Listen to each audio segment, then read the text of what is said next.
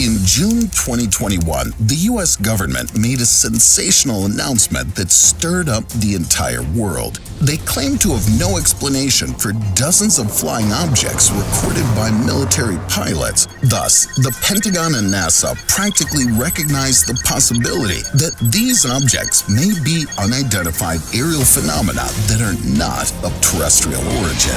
Intelligence fears that potential rivals could thus gather information about the inhabitants of our planet, and then it could pose a threat to Earth's security. This information blindsides even the most ardent skeptics who previously ridiculed ufology. After all, what if this hypothesis is true and extraterrestrial visitors could come to us at any minute? What are the purposes for which they might arrive on Earth? And how exactly can an interaction with another civilization take place? Does mankind have a plan of action for such an event? And what is it? Of course, we've heard various statements about contact between heads of state and aliens since the Cold War times, but all these theories are rather of a conspiracy nature. However, recently, such loud statements from high-ranking people have appeared in the information space every now and then. Thus, in an interview with the Israeli newspaper Yediot Aharonot, the former head of the Space Security Program of Israel, three-time Israel Security Award winner, 87-year-old Professor Chaim Eshed, said that alien civilizations and the U.S. government have entered into a cooperation agreement. The agreement allegedly refers to the creation of a joint base under the surface of Mars. Eshed noted that the U.S. leadership intended to disclose information about the negotiations with the Galactic Federation, but the aliens did not let this happen because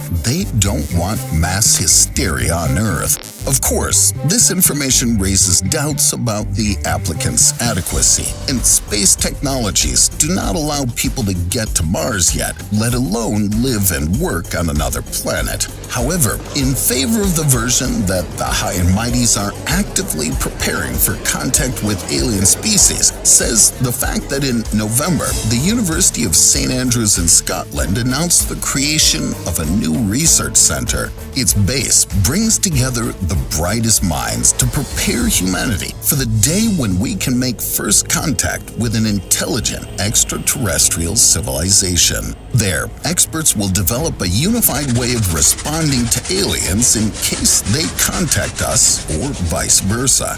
Anyway, it's better to have a plan in case an extraterrestrial civilization appears. Probably, such a plan with detailed protocols already exists in the leading countries concerned about the planet's security. But these documents are leak-proof, and we can only predict one way or another how things unfold depending on the intentions of our guests. Let's assume that the aliens will come to us with a so-called humanitarian mission in order to share their technologies with people, thereby accelerating our development and solving problems that have been bothering us for centuries, such as diseases, famine, wars, and environmental issues. After all, a civilization capable of traveling great interstellar distances and finding a way to communicate with humans is likely to be much more technologically advanced. But what if aliens want to catch hold of our planet? It begs the question,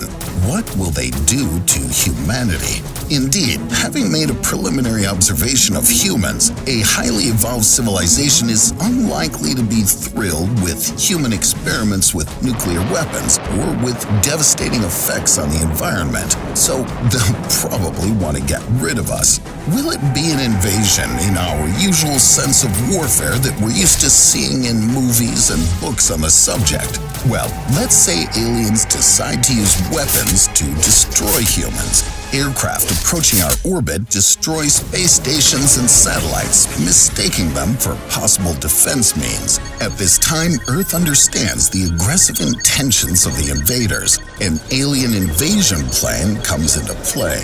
Under a pre-established treaty between major countries, a protocol for international action comes into play. Such a protocol has been carefully worked out in the USA, Israel, Israel, China, Russia, India, Great Britain, and France. All the forces of the Air Force, Navy, and ballistic missiles of all types of carriers are put on full alert. The command is conducted from underground bunkers, fortified for all possible cases known to people.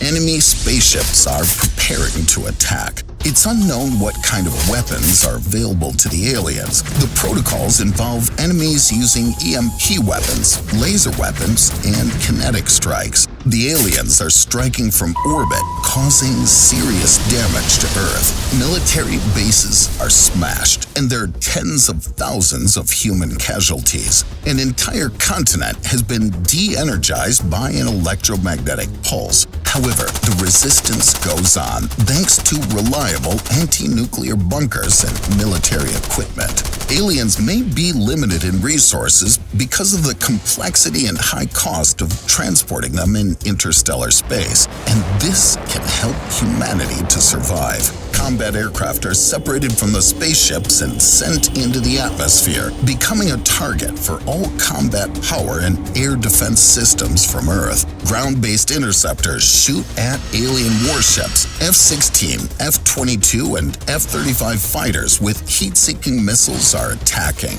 Some of the spaceships are hit on entering the atmosphere, but those that manage to break through move too fast and attack Earth's aviation and air defense, destroying them in just a few minutes. After the aliens gain supremacy in the air, only a few days remain for the armed confrontation with Earth. The enormous gap in technological development leaves us little chance for survival. Numerous alien troops land and tanks fight against them, but the aliens win with their weapons. Of course, the plan probably calls for guerrilla warfare by the remaining military units, attacking the aliens and their supply bases for years. Some probability of success for mankind is still there, provided that humans manage to save at least a tenth of the planet's population. Guerrilla resistance will consistently exterminate the aliens, and the arrival of new enemy forces will be complicated by a too long flight.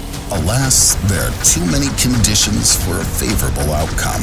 In addition to such a familiar scenario for our understanding, there are also theories about how other civilizations could destroy us. According to Stephen Hawking, bacterial life forms of extraterrestrial origin could become a much more dangerous type of weapon. They could bring violent pandemics that would wipe out humans completely. In addition to bacteria, another option is possible. Earthlings are expected to meet with controlled extraterrestrial equipment, not the aliens themselves, which will allow the remote disposal of humans.